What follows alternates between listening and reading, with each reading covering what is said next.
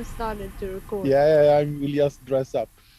Okay, welcome to this week at LogTrade, and it is the 5th episode, right? Yeah, it's the 5th episode of the 2nd season. Hi, guys.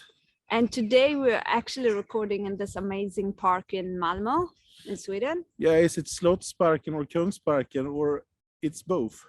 I think those are always confused. Yeah. Yeah. But we're close to the castle, so it's probably the castle parken, Slottsparken in Swedish. And yeah. Anyway. Yeah. Anyway. So we have a small agenda today. And let's see if I remember this, right? Yeah. Okay. So first of all, we're gonna discuss that there is a special meeting now from global leaders in the world discussing the environmental issue, right? Yeah, in Glasgow. In Glasgow. Scotland. Yeah, but there is some kind of fun fact to look at that. Secondly, we will actually discuss, well, do you have that one? The oligopolists. Oligopolist, yeah. Yes. Yeah, and thirdly, about the whole food delivery industry right now and what's happening with all those companies that is operating within that industry. Yeah. So should we start with? Let's start with the environment and the world. This is interesting. And the meeting right now, because there is the G20 meeting in Rome, right? In Rome, yes. And I thought actually when I heard the news that the girl that read the news that now the leaders of the G20 have decided of a 15% taxation of all companies' revenues or profit globally. And that was a decision taken at the G20 meeting in Rome. And I suddenly thought, yeah, she got it wrong because they are in Glasgow. That's where it started. But they are not. No, the weird thing is that you take all these decision makers from these countries, first the G20 and then the G7 or extended G7 in some way. That it's actually G5 because you don't have China and Russia there. But anyway, and first you fly them to Rome to take one decision and have one meeting. And then exactly the same people flies from Rome to Glasgow to continue to meet, but in another matter, talking about the environment and how we should have people to travel less to save the environment. This was so weird when I discovered it. But this is so interesting. I'm trying to find a reason to why. So if someone out there has a good explanation, I'm saying a really good explanation of why they are actually now traveling with probably private jets and huge staffs to another city, and the theme and discussion they're gonna have is about environment. This makes no sense, especially because these meetings have probably been moved due to the pandemic situation. Yeah. So they also probably had like 36 months of planning. It is crazy. This is one of the most crazy thing I have heard of this week, actually. It's even more crazy than this Meta story with Facebook, you know. No, it's not. But so they know Meta in Hebrew? Yeah. What does it mean? Dead something. Dead. Dead, yeah. Dead. Yeah. Okay, so I will rename my company to Dead. Okay, so I love this. Okay, sorry. Yeah. It was just bringing me there because they killed the environment. We are so excited because we are filming this in outside and meeting in person. Yeah. Okay, let's go. Too much energy in the room. Let's go back.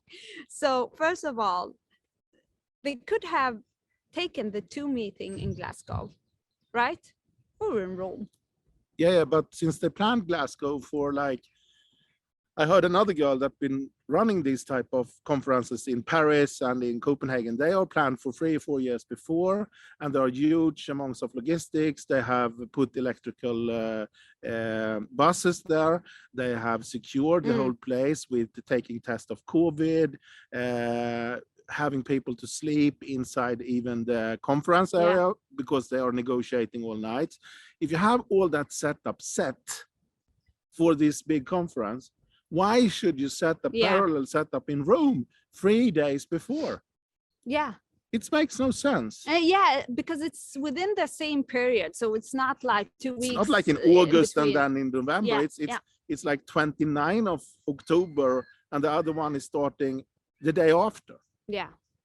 That's strange, but I'm still It's hoping. weird. I'm still hoping. I like to think good of things, so I'm still hoping there is a really good explanation. Yeah, this is political reasons. Someone in Rome has been promised to have the Olympics for G70, and they couldn't move it.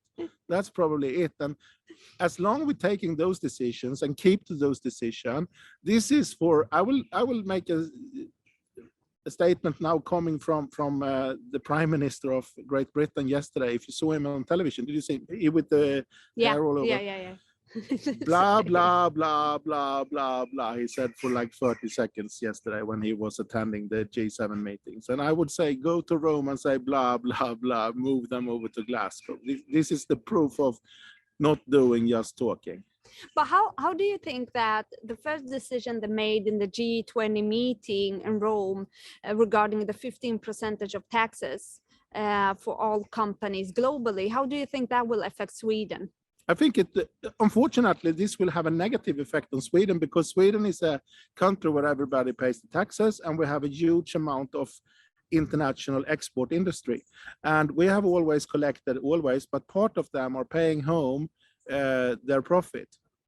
Now they will have the opportunity to pay 15% wherever, and at the same time to be checked as a good driven company with taking responsibility for they're not a Cayman Island company or paying non-taxes. They can pay 15% in, and I think they will pay where they sell. So the rule is from this, or the rule is no rule, because it's like you and everybody accepts, but not everybody does as apply, they are.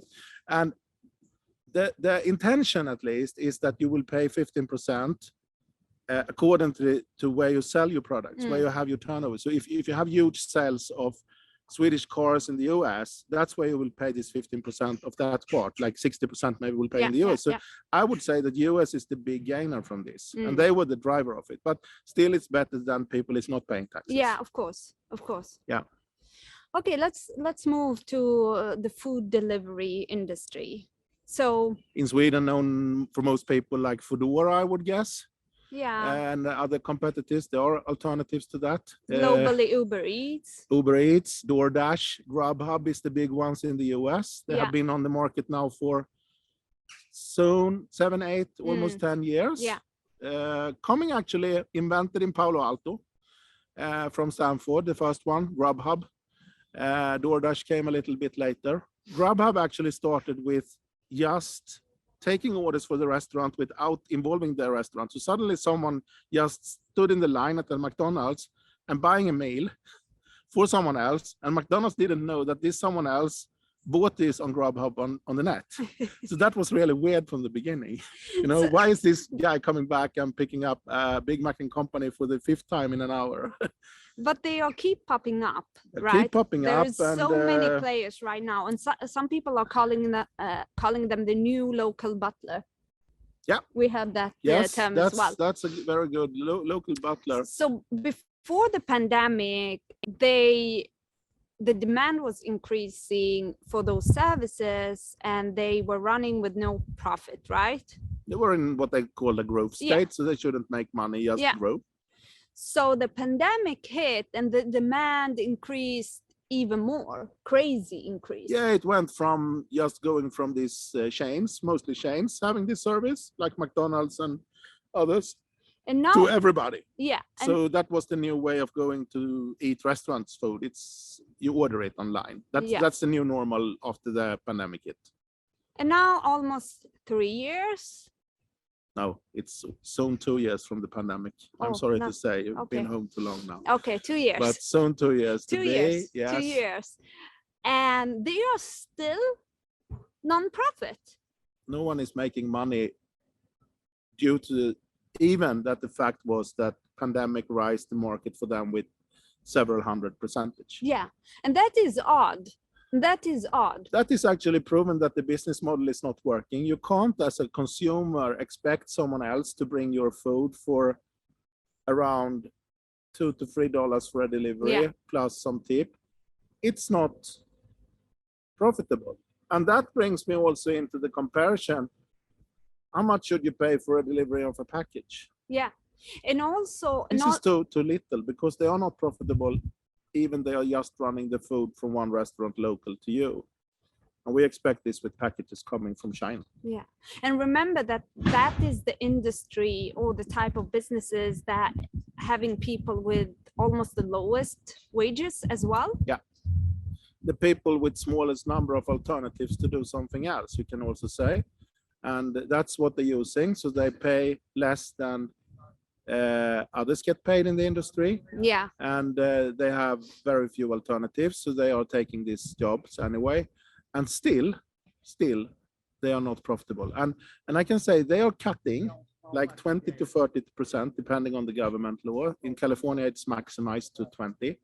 But otherwise, they're cutting 20 to 30% of the income from the restaurant. So I had people being interviewed calling them the new Italian mafias. Yeah.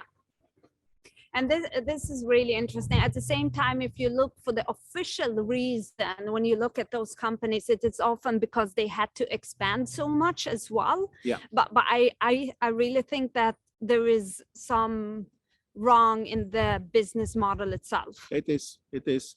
And now when you talk to people in the US, because that's the most mature market, even if we come far in Stockholm too, maybe, but not in the way that Americans done it, because they have eaten restaurant food home for all times. And when you talk to people there are more and more common when you get the deliveries from Grubhub or DoorDash or whoever, Uber Eats, you get a flyer from the local restaurant. Please call us directly next time. And you know what I heard?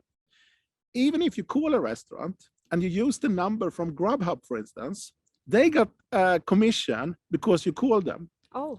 They have connected there. So they have robots calling the restaurant, asking stuff, and that gave commissions to Grubhub. So it's both a lousy business idea, comparable sometimes to mafia, in combination with not being profitable when the market exploded. Yeah, because they are taking from the restaurant's profit, and it's already a low profit industry itself, and they are not even making a profit themselves. 2 to 4% is the standard profit from a restaurant, and here comes a guy saying, or a girl, I want 20 to 30. Yeah. So it's bad adding bad. Yes. Don't bring that to other markets, and please let us start to work on alternatives. Because the interesting thing is what we can actually prove, that adding new resources in a logistical chain like that will not solve the problem. Nope. We need to use resources already there, and we need to reuse restaurants cooking for more hours. We need to use logistics resources to also bring food when bringing other stuff. We can't have them parallel as we have today. So let's go on and work on this, because we need to solve it, because I love to have food being brought home to me. I don't like the guy coming not earning fair amount of money. This should be like any job. Yeah. And I want it to be combined. Yeah. Why not? So, and that also brings us to the startup area of tech companies now. Yes. And the oligopoles. Yeah, was that the right? I don't know. Oligopole. I don't know English. I take this in Russia. Oligopoles. Russia. So oligopoly. Oligopoly. Yeah. What's that, Sarah? What's an oligopoly? Well, we can find it actually in every industry. You can talk about monopoly, right? Yeah. And it is when you have a couple of players taking the whole market, and every other business relying on that player as well for the business. Yes. Basically, if you simplify the whole method itself, and it is not only within the big tech. You know, we talked in the other episode, the previous episode, about that 40% of the startups money goes to Facebook or Google for ads. Yeah, that's an oligopole for making your announcement of your service or your product. So you're creating a new business depending on another business that has the market. And in the history, you had this with the oil company. It's called OPEC. Yeah. And you also had it, I would say, in the bank and finance industry for 100 years, where we have very few players. Still have it. You still have it. Yeah. You have it in the logistical industry. Yeah. You have it now in the big tech industry, and everyone is following the same path. Yes. And so whatever recreation or new creation or innovative things that is happening is still relying on those companies that already has taken so much of the business. And You often don't have any alternatives. You end up there however you plan your business, you end up there in some way with part of your money. and you can pinpoint them often to 4 to 5 players almost. Yeah. Yeah. Normally in a market, you always say you have like 3 players. I from a Swedish perspective, I say we have Coke and we have Pepsi, Yeah. and the local alternative Cuba Cola. But in other ways, you can do this for different industries, and you see you have these three different players attending. But at another way, you can always see that there are room for new players in an oligopole market too. An example of that, you said before, it's Klarna. Yeah. Klarna took a part of the industry from the traditional banks, but they went into taking a beachhead in afterpay solutions. Now they broaden up because they go in public, but otherwise they took a beachhead here, and we can take a beachhead. In the logistics area, we have these startups doing it in the last mile delivery or in the third-party logistics section, but no one is taking the oligopole situation, competing with FedEx or DHL Express or UPS, for instance. That's 3 players again. Yeah. And you see that everywhere. And you see them everywhere. So my question right now is, how do you change that? Probably you don't change it, because in the history, you had this oligopole from starting in the US, end of 1800, with the railroad system and the oil system. Yeah.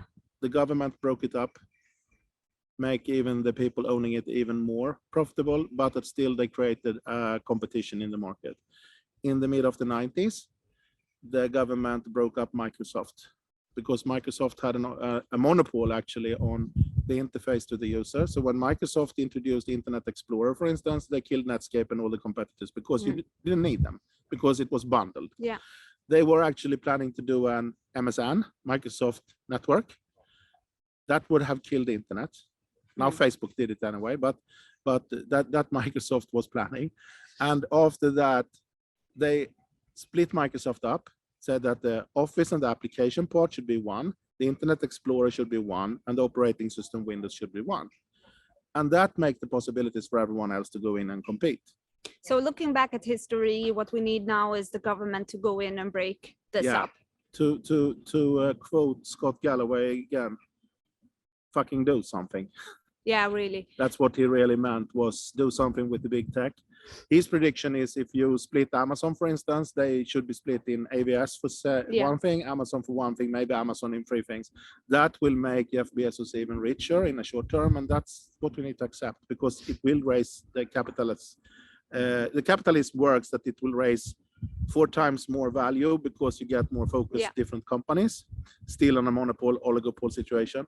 But in the long term, it will open up for new starters to actually entering the market. So this is necessary. And I really think we need, from a European perspective, to be part of this. So we are not the only one putting in fines, not helping to create the structure for the new entrepreneurs. And this is really needed, especially speaking about big tech and how far we have come right now. For big tech, it's necessary because it's very dangerous. I would also say for infrastructure for how you're going to reload your electrical car is going there too. Tesla is already. Tesla actually this week opened up their network for charging for other brands, first time ever in Belgium. Oh, okay. That's nice. Interesting. That's nice. Really interesting. But anyway, we need to see at this. And what many people don't think about is that one of the most oligopolistic markets in the world, and probably one of the most important, is actually the food industry. Yeah. And definitely. that is so sad. Yeah.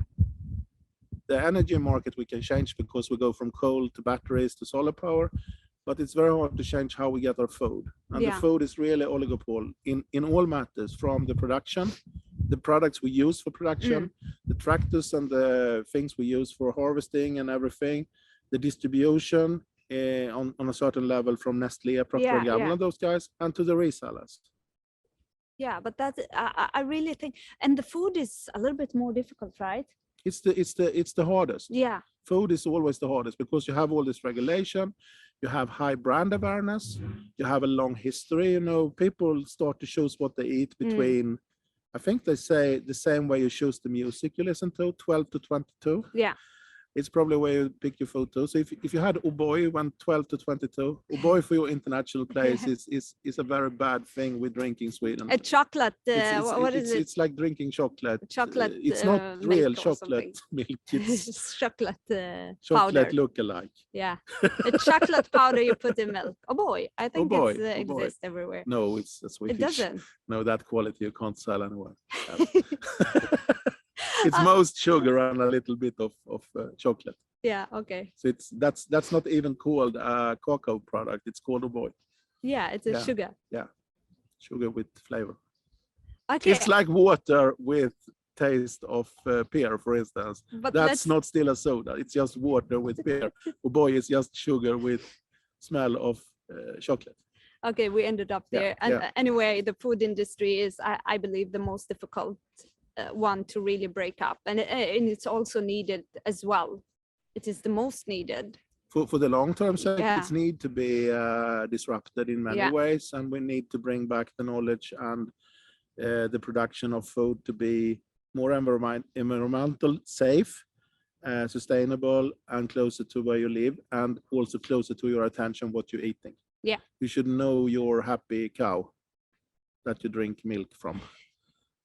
I think today's lesson, or today's wise word, not lesson, is the happy cow. The happy cow. You should know the happy cow. Yeah, and no Sheryl Sandberg for president. I was afraid this would come. This is always coming. It will come until she's not the president. Okay. Okay, I think we will finish up by this. Thank you everyone for listening or watching, and looking forward next episode. Yeah, and the good thing with the climate is actually we're in Malmö in November sitting outside doing this. It's not good for all of us, but it's good today for us. Yeah. Take care, guys. Bye-bye. Bye.